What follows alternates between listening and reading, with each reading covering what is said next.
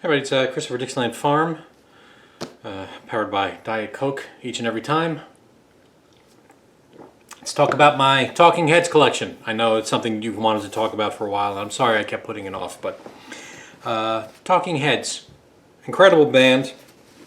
I don't really like their music. Even though I've got, I think, every album, the album I love is their debut, Talking Heads 77. Let's more importantly go over the price of these things when I bought them. $2.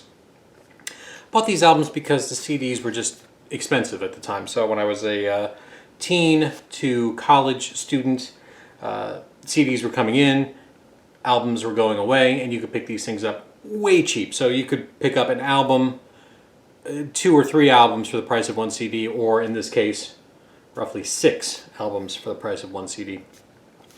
But so they were part of the CBGB scene in the mid-70s with the Ramones, Television, and Blondie. 4 different types of bands, which is interesting, right? But I guess you would call this art rock or new wave. I don't know, but Talking Heads really are their own thing. And you've got the wife team who also started Tom Tom Club, which you know the one song that they did if you heard it. And David Byrne, brainy, autistic frontman, and Jerry Harrison of Modern Lovers, who joined Talking Heads. Debut is great. I would say more acoustic punk stylings along with just rock. Psycho Killer is the song you know off this, and it's great. And then we got more songs about buildings and food. What an incredible title, an incredible cover.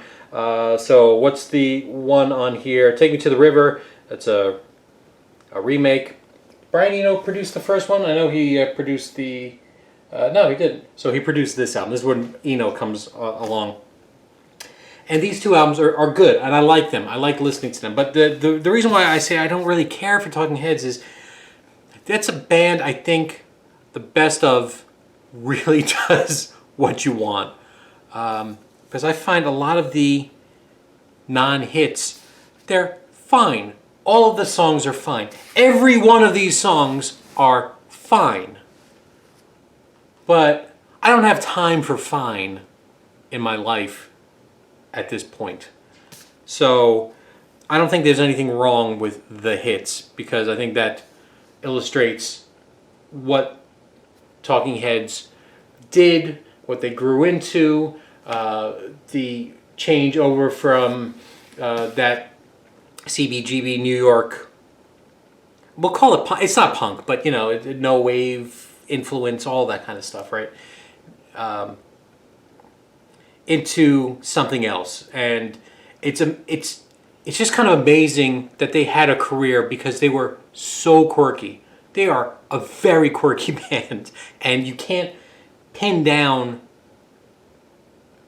quite, what they were about, because they did keep changing. So they got into, David Byrne got into world music, and there were a lot of African and then Afro-Cuban rhythms thrown into it, which is something that Brian Eno, so was Eno the 5th member of Talking Heads? He had a song on Before and After Science, King Lead's Hat, which that's Talking Heads with the word scrambled. So, he really...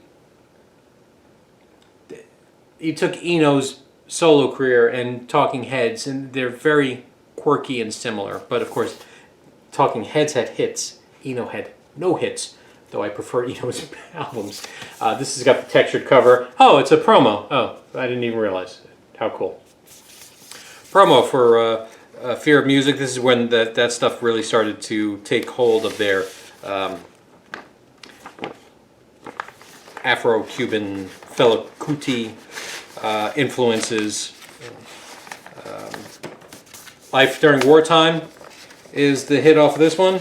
This ain't no party. This ain't no disco.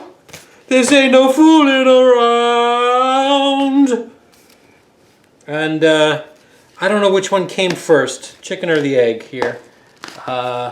Speaking in Tongues, Burning Down the House, and I Get Wild, I think was the other hit. And This Must Be the Place, right? That's another one of the kind of hits.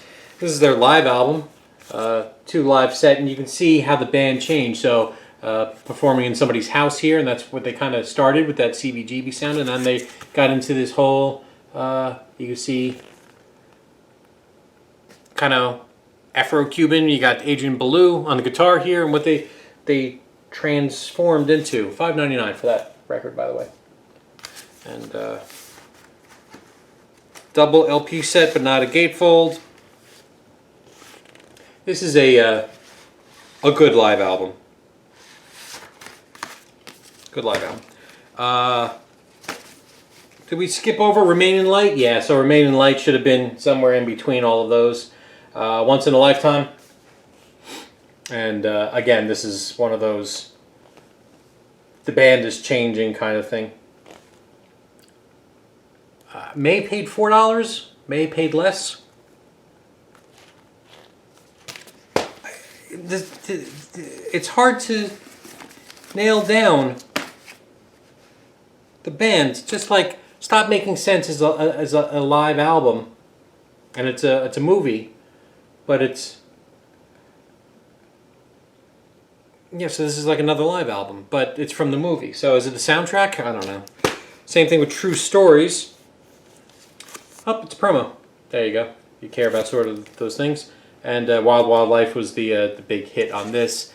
And True Stories is a movie, but it's also a soundtrack, or it's also an album. So there's a mind bender there. Little Creatures. I did pay $4. That's right. That's obvious. But I may have talked down the guy. And She Was. That was the hit on that. You can see by their garb what they're becoming. And then the album that I don't think most people like, Naked, but it's got the great hit Nothing But Flowers, which is why I said I think a best of is going to do it for you, for Talking Heads. Is that every one of their albums? I didn't check. I don't do prepare or write this stuff out, but that's my Talking Heads collection. I hope you enjoyed it. It's good to see all of you. Yeah, so go ahead and tell me why I'm wrong, why Talking Heads are great and every song is great. Go for it. I'm just not going to listen to that. But I'll listen to your comment, but you're not going to change my mind. Nope. All right. Take care.